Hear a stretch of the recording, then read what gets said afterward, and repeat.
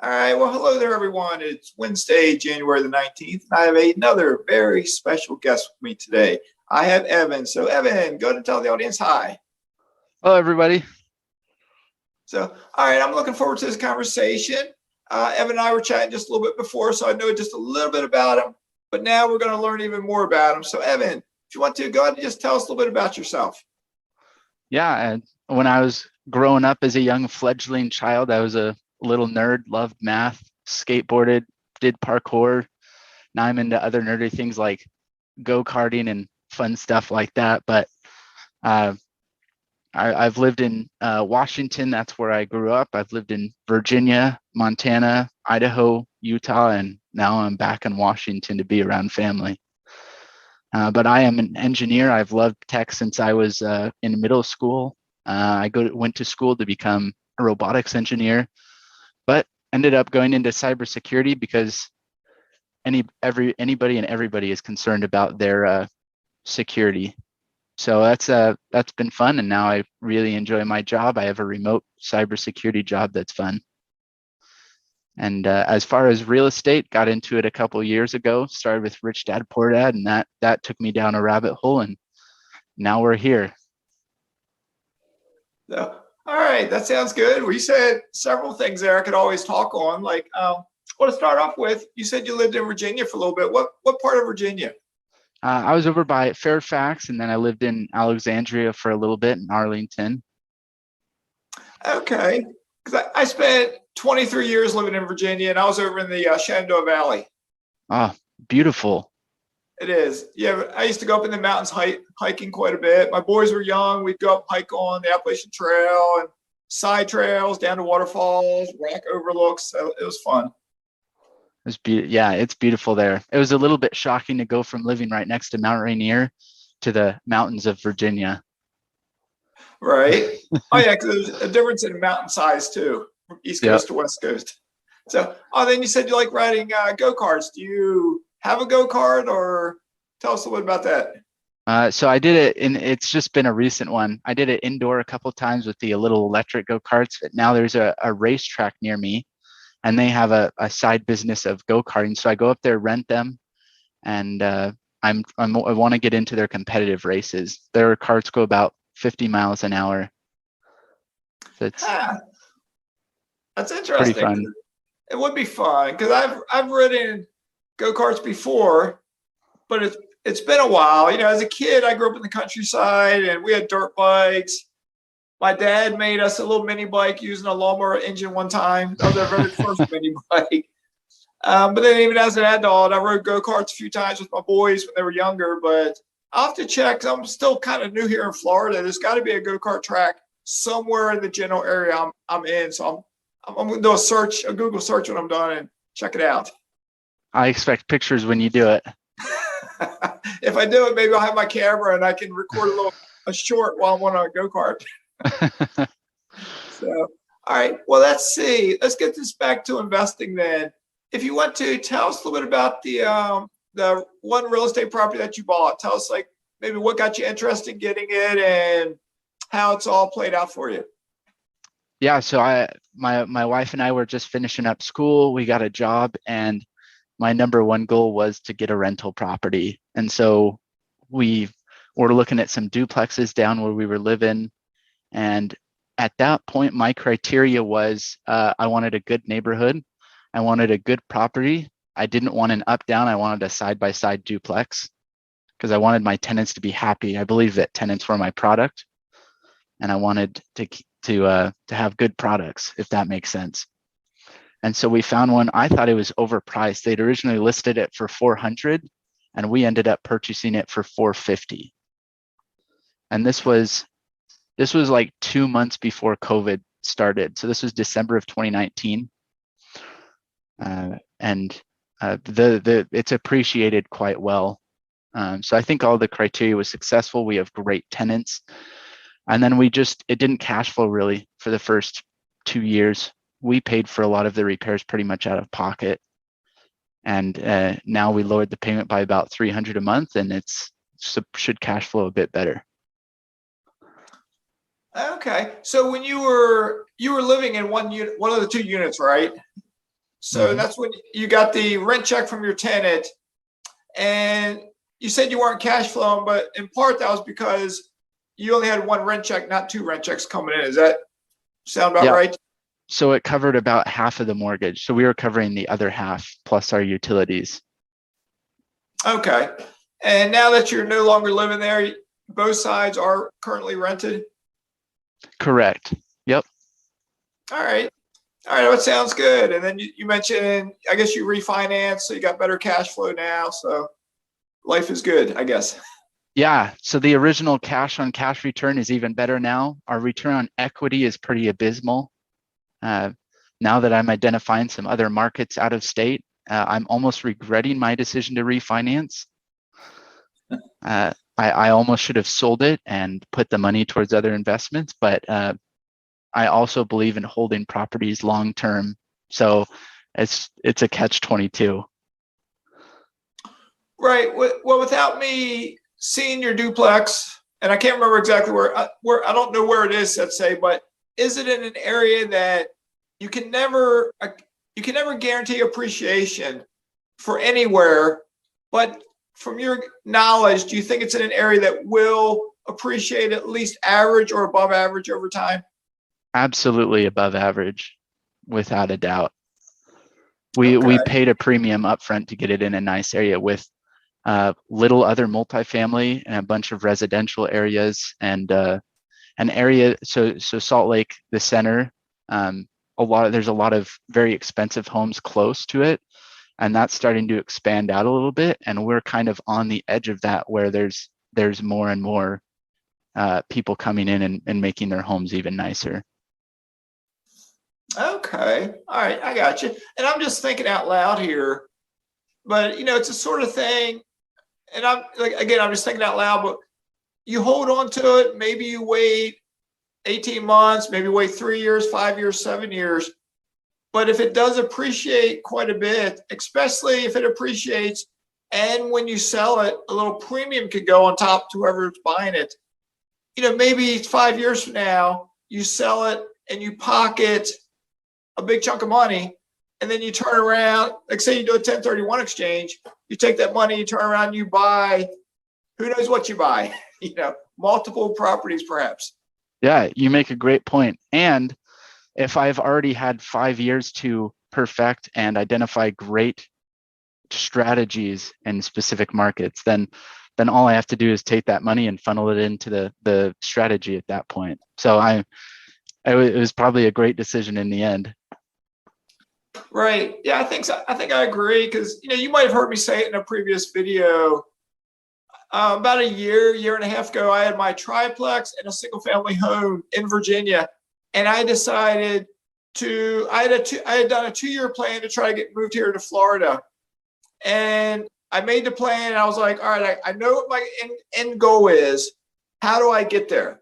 Because I know I needed more income to be able to support my spouse and myself not working a job down here. And one thing I came up with was, what if I do a cashback refinance on my triplex and my single family home, take the money I get and funnel it into buying more properties. And that's what I did. And with the money I got, cashback refinance is tax free. You don't pay tax on it. I bought a total of 9 properties from the cashback refinance. That's insane. Right. So, and that was in 2020. I bought a total of 14 houses in 2020. And that's what propelled me to be able to leave employment, my wife to leave employment, and we're both living down here in Florida now. And it all basically came from that triplex, because that was the bulk of the money.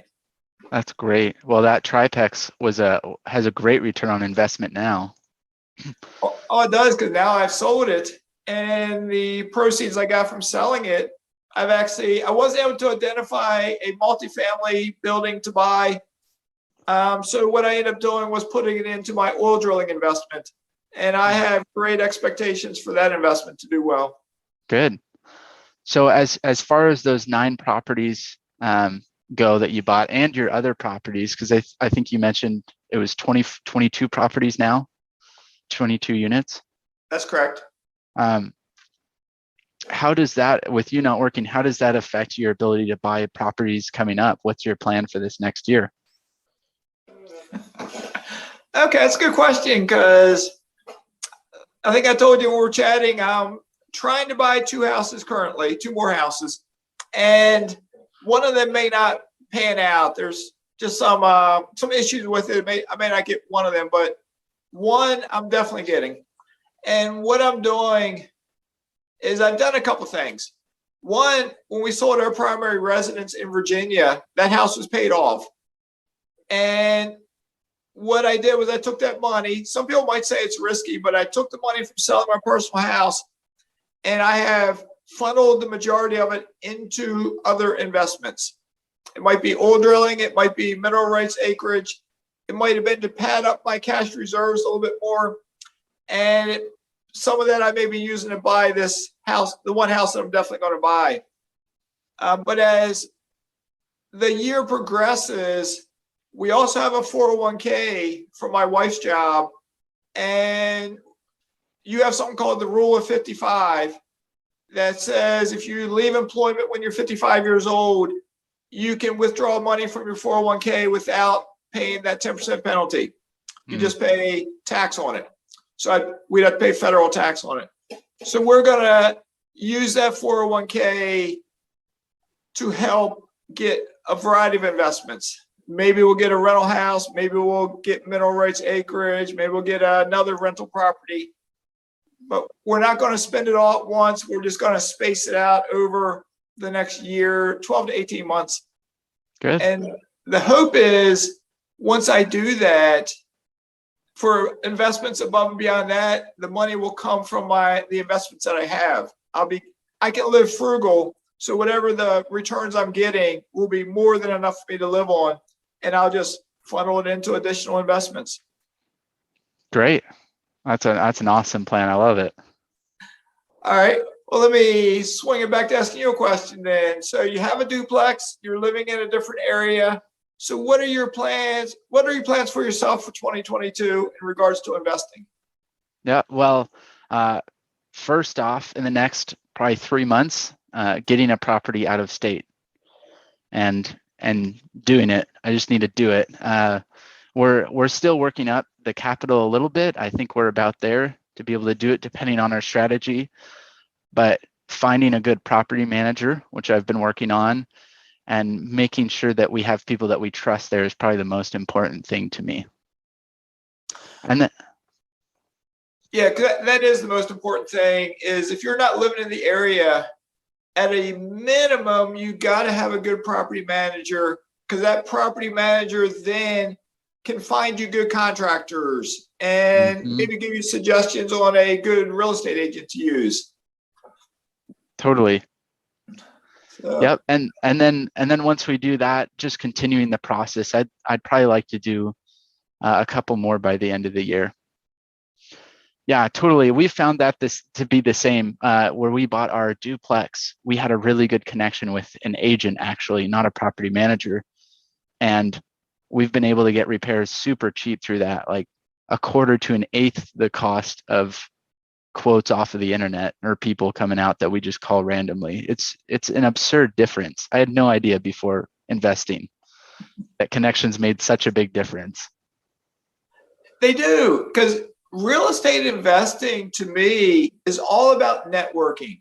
Because if someone tries to do it all, like say in Virginia, when I first started and got my first house, I knew a lot of people, but I didn't know a lot about real estate. But it took a little bit of time, but my connections of folks I knew helped me to develop a nice repertoire of contractors to choose from. And that knowledge carried over to when I started investing elsewhere. So like when I started investing up in Northwest Indiana, when I first started, I used a turnkey operator. So that was my connection. I had the turnkey company. They had an in-house property manager, but I took the knowledge that I learned from them and it kind of spilled over into the community, where then I met different property managers. I've communicated with different contractors. I've communicated with different real estate agents.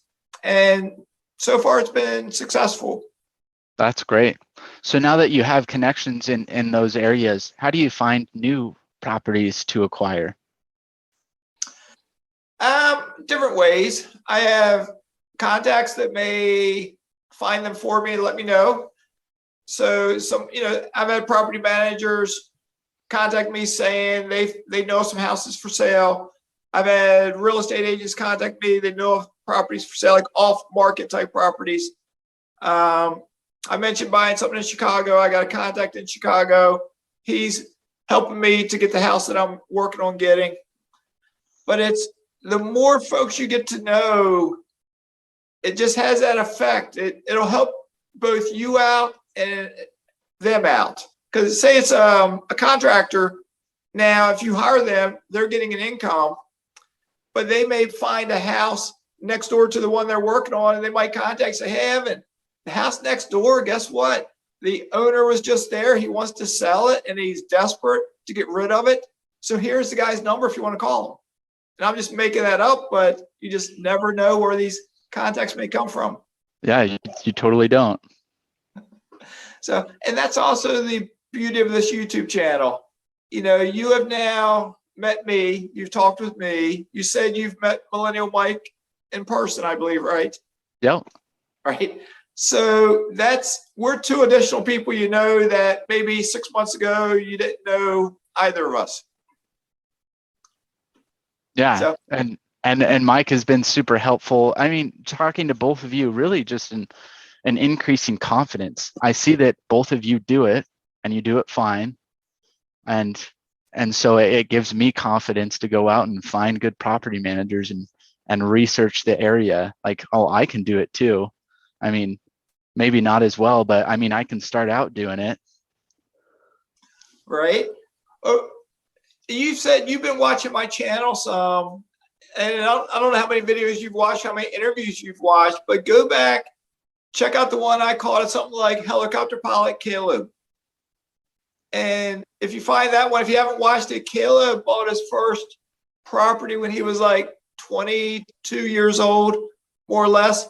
Now he's roughly 26 and he has 12, 13, 14 rentals, somewhere in there. So That's awesome. Yep. But the hardest part is taking the step to buy the first property. You've already done that. You currently have 2 units. So you've taken step 1 and step 2 because you have a duplex. Yep. So now it's just, taking the 3rd step. So, all right, well, tell you what, we've talked on quite a bit. So I think we'll wrap this up here in a couple of minutes. But what I'm going to do is kind of hand it back over to you, and you get the last word. Whatever you want to say, the floor is yours. Sounds good. So this is something that I've had on my mind a lot recently. I heard in one of your other videos, you asked, what would you advise somebody to do if they only had $500 to invest?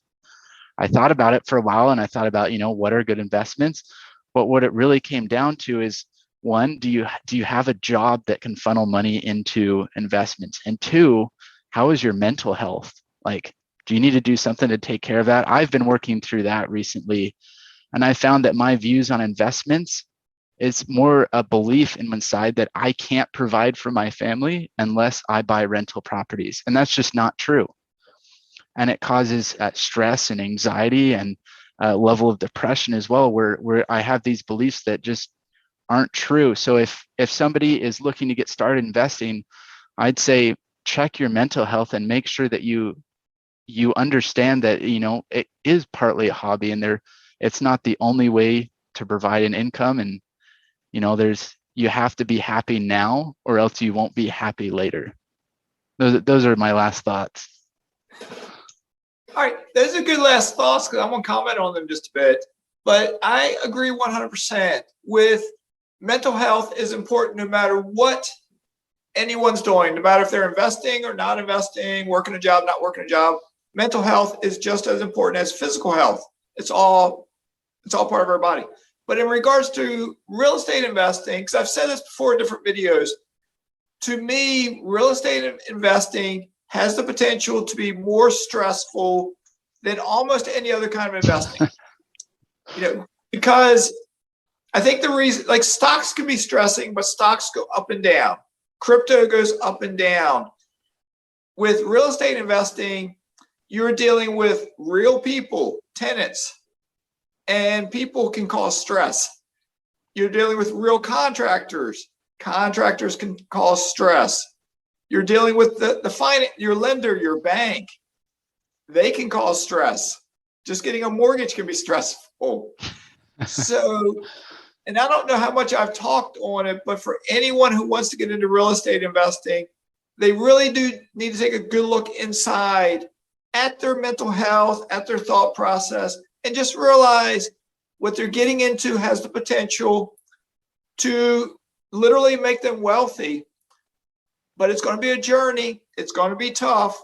There's going to be times when the person will fall down and they just got to get back up and keep going. So does that make sense to you? Yeah, it does. Makes a lot of sense. So, all right, very good. All right, well, we can wrap this up and hopefully we can talk again sometime in the future. Okay. Thanks, Mark. All right, thank you, Evan. You take care, and thank you, audience, for watching. If you got any questions for either myself or for Evan, just put them in the comments below. So for Evan and Mazske Finance, we are signing out.